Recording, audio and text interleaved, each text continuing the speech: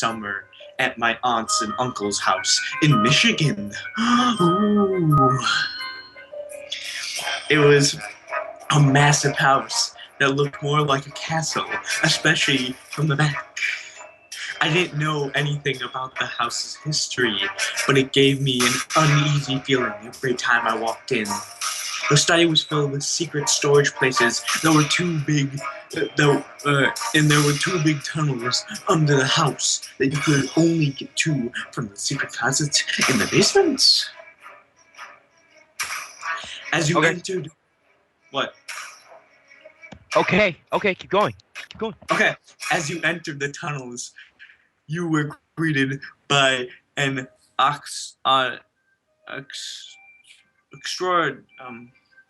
ostrataneous lion fountain, which looked like it hadn't worked in years.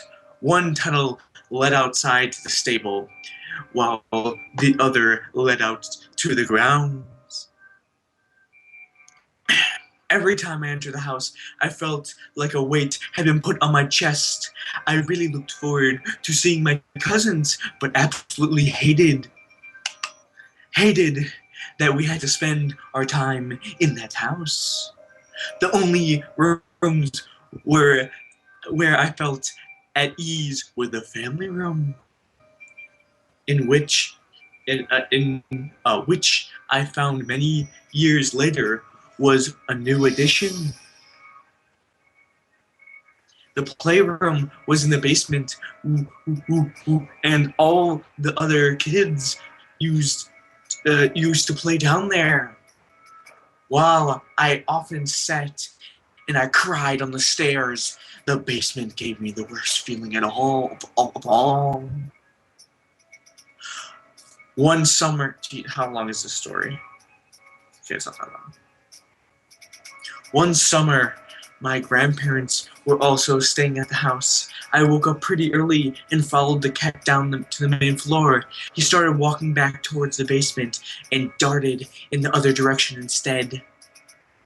But I decided to continue on since my grandparents were sleeping in one of the basement bedrooms. I quickly ran downstairs, past the playroom, and into their bedroom. They were both mostly asleep, so I decided to lay down in between them instead of heading back upstairs. As I looked up at the ceiling, a small crack formed in a woman's smiling face. A small crack formed into a woman's smiling face. At first, I thought it